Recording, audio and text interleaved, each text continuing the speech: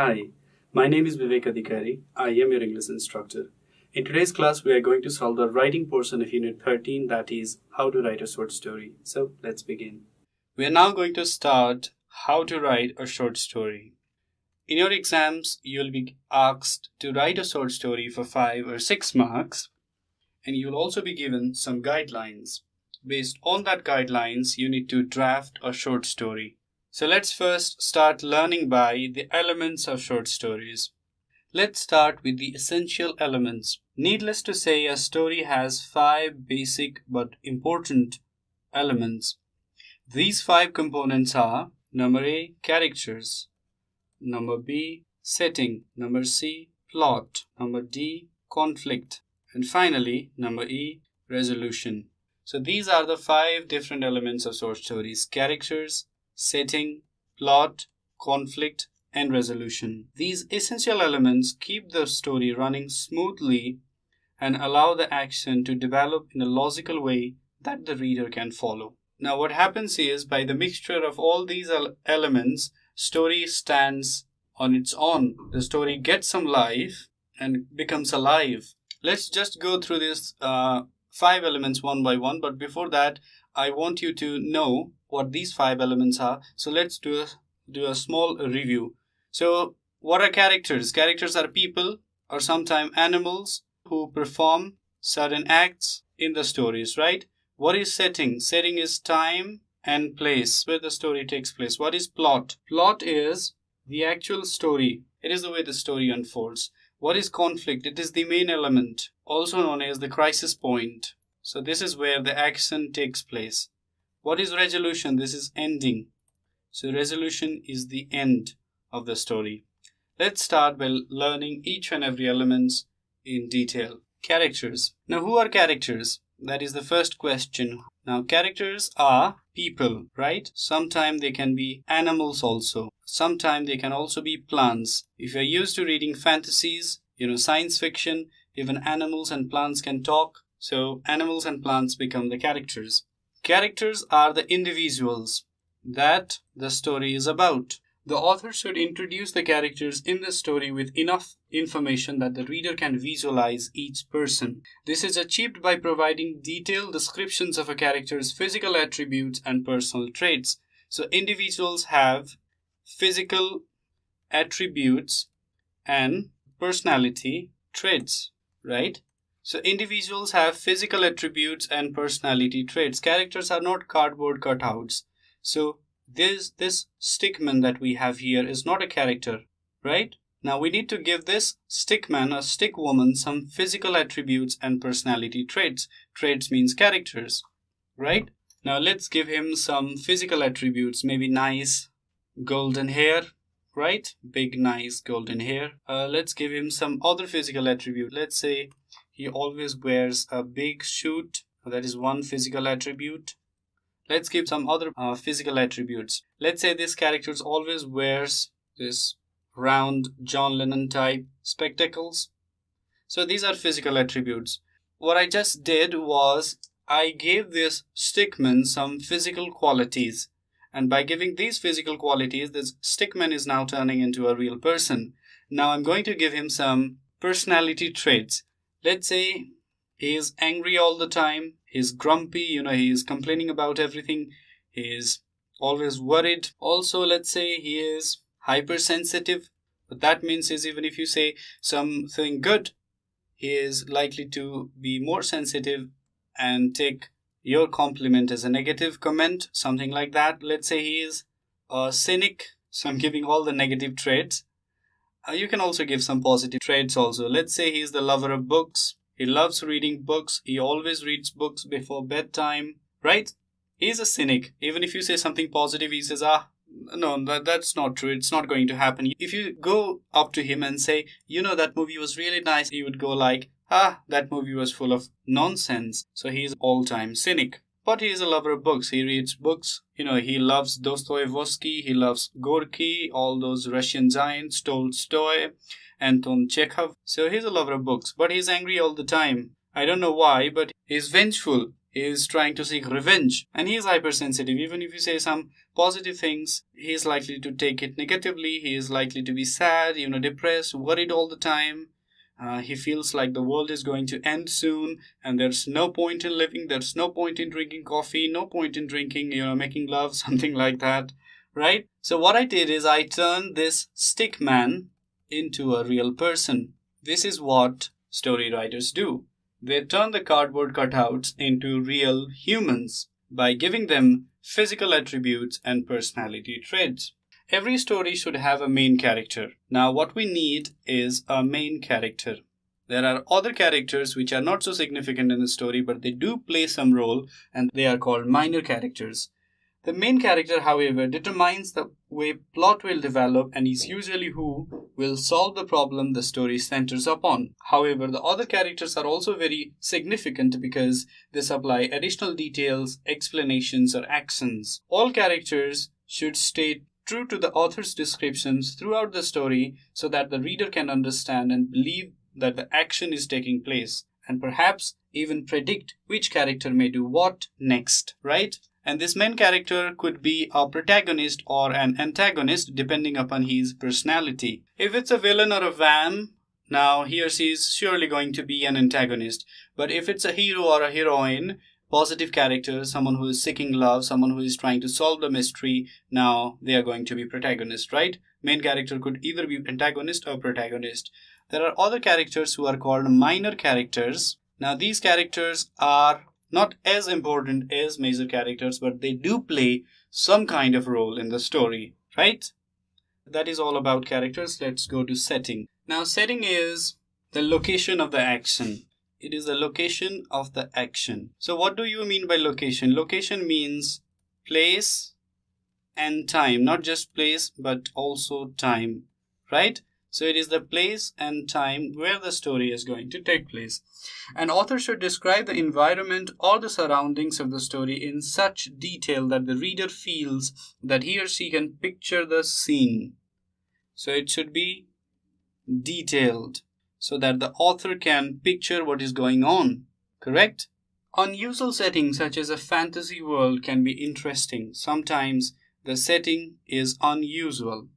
For example, a fantasy world. Now this could also be an amusing thing for the readers. But everyday settings can help a reader to better visualize the story and feel connected to the plot. We have another kind of setting which is called everyday setting. So this is mostly used in realistic stories like a realistic world, right? So we have an unusual setting and another is an everyday kind of setting. In an unusual setting, what you get is a fantasy world. If you remember the story of Harry Potter, now Harry Potter is this genius wizard, smart wizard who is trying to obtain something, is trying to get something in life, and the setting is all fantasy. The school is Hogwarts, the place is called Magical World, it's not like Muggle world, the normal world. So this is what we have as an unusual setting. In everyday setting, what you get is a realistic picture of the world. What that means is you find a setting that is normal to you. It may be a coffee shop, it may be a park, it may be the footpath, anywhere, normal place. It could be office, it could be your school. So these are all everyday settings and normal settings. And by using the everyday settings, what the writer does is it helps you as a reader to visualize the story and feel connected to the plot, right? Now, setting is significant. Both place and time are significant. You cannot just, escape the whole story by writing once upon a time or long time ago in a distant village. So don't do that. Give some life to the story. Use details. Details. So all you need is lots and lots of details. But don't overdo it, because it will all become more like, if you overdo it, the story will become encyclopedic. And I don't want you to write an encyclopedic story. I want you to write a story that has full of empathy and that carries you away, transports into another world. So don't just overthrow details, but don't underdo it. That's my point. Now let's go to another element of the short story. The another element of short story is called a plot. To fully understand the plot, I'm going to draw a diagram. So this is the plot line for a linear short story, or linear fiction. We are not going to study non-linear short story. We will only study linear short story in our syllabus. So let's understand the plot line of a linear short story. A linear short story has 5 different points. The first 2 points from A to B is called exposition, which is also known as opening. It's called the opening or the exposition. Exposition is where you are given a view of the characters, you are introduced to characters, you also know about the setting and all that thing. Now something happens in point number B, that is called first action. First action. After that, what comes is called rising action. The story goes on progressing. Finally, a point comes, point number C, second action, and that is called the crisis or the conflict. Now this is the main part of the story. Now crisis is there. Afterwards, the action goes on falling until it reaches point number D, that is the third action. And after third action, what happens between point number D to point number E is known as resolution. Resolution is also known as the ending. So this is how the story ends, from exposition to rising action to crisis to falling action to resolution. That is all the plot line. Now what do you mean by the word plot? The plot is the actual story around which the entire book or the short story is based. A plot should have a very clear beginning. It should have a middle and an end. So we have beginning, middle, and end. Not always in this order, but this is the general order, with all the necessary descriptions and suspense, which is called exposition, so that reader can make sense of the action and follow along from start to finish. This is starting, this is finish. So the reader must follow the action from starting to finish. Now, if you're used to watching Hindi cinemas or Tamil, Telugu movies, or even Nepali movies, you will know that the exposition is where there's a little boy, the boy is very poor, very lonely, and is walking on footpath, I don't know why. And suddenly at point B, the first action, he meets a girl. The girl is driving a car, or maybe the girl is bicycling or doing something else, playing tennis. And the boy sees the girls and instantly, just like that, he falls in love. That is the exposition part. After falling in love, the action goes on rising. What we have here is rising action. Suddenly they start, seeing each other, dating and all that. A point comes that is called the point of crisis, when the boy finds out that the girl has a father. The father is very rich, unfortunately, and is also somehow associated with the mafia. Now what happens is, in the falling action, there's a lot of killing. People fight and kill each other and they die for no particular reason. Lots and lots of houses are destroyed. Many people are killed, there's explosions and everything. So the characters don't know what to make, Out of that, a point comes, that is point number D, where the part-time mafia father finally says, okay, it's okay. I did a mistake. You seem like a true lover. Take my daughter away, something like that. Finally, a point comes, point number E, where the story ends happily. The boy and girl, they get married and they have many children and they're happy. That's a happy ending, right? Or sometimes it could be a sad ending, and sometimes the endings are open.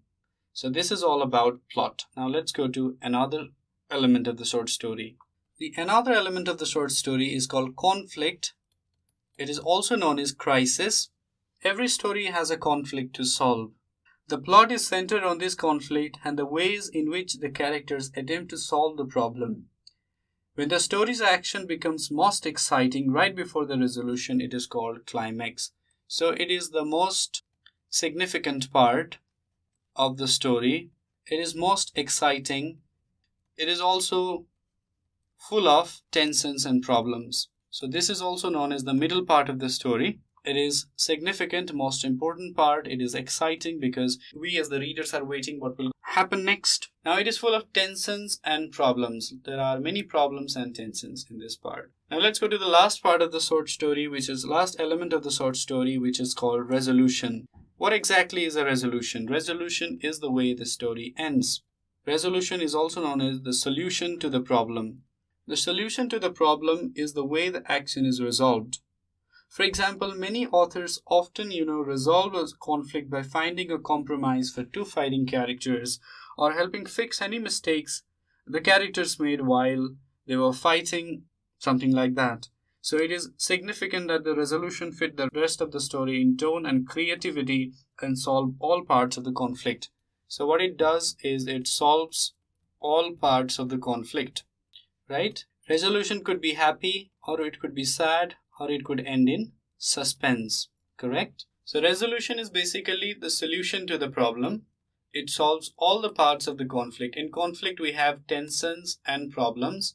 Now, these tensions and problems are finally solved in the resolution part. A resolution could be happy, sad, or it could end in suspense, right? Now, this is the question that you will get in your exam. Use the following guidelines. Guidelines will always be given, and write a short story. Also, give it a suitable title and a moral, right? Let's read the guidelines. A storm fell upon a forest. A dead tree struck by lightning. The forest was on fire.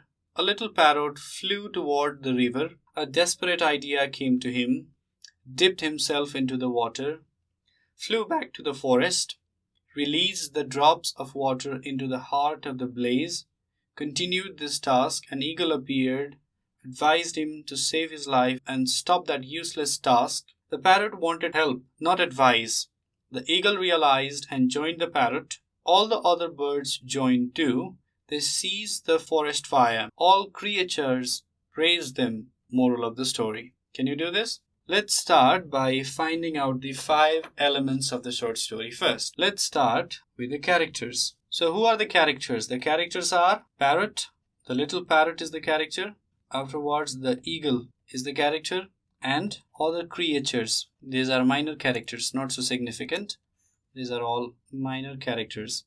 Let's go to the second part, which is known as setting. So what is the setting? The setting is a forest, long time back, something like that. Let's go to the third element of the short story, which is known as plot. What is the plot? Plot is the little parrot seizes the forest fire with his bravery. Let's go to the conflict. What is the conflict? The conflict is the eagle saying something like that. What is the resolution? How does the story end? Alright, number E, resolution. What is the resolution? How does the story end? It is a happy ending. All creatures praise the little parrot. Now, so who are the characters? The parrot and the eagle. Parrot is our protagonist. Eagle behaves like an antagonist in the beginning of the story. Later he turns as a protagonist also. So there seems to be a shift in his character. So that's why the eagle is called a round character. And other creatures, these are minor characters.